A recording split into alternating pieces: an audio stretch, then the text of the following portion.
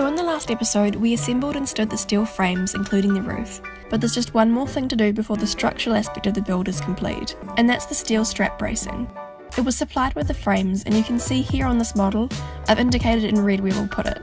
With so many windows, we were pretty limited to where the straps could go, so we followed the instructions we received with the frames and riveted the straps tightly in place. Incidentally, our cladding is actually going to provide a lot more bracing too, since we're using sheets of colour steel, which are very good bracing in and of themselves.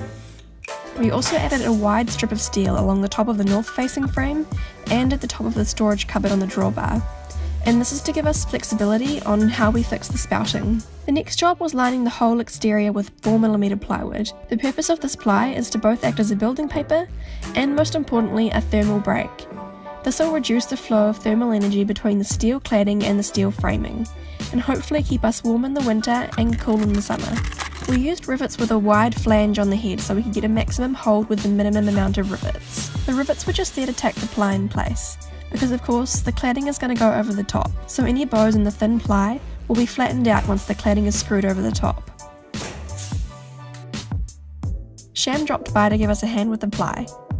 Jason did all the measuring and cutting, while Sham and I clamped each sheet in place and then riveted it off. So because we expected the 4mm ply to perform the waterproofing function of building paper, we had to make sure it was completely sealed. So to start, I covered all the joints with Eco-Ply sealant tape, which is designed to adhere to plywood. It was extremely sticky and went down really well.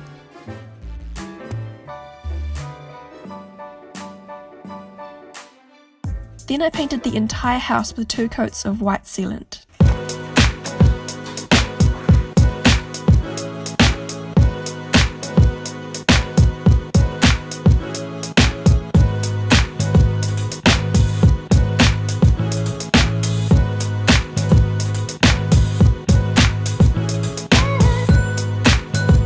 While I was painting, Jason worked on the raised storage floor.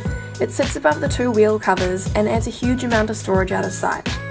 I'll show you that in the next video, but before I end this little episode, I thought I'd give you a quick update on the weight situation.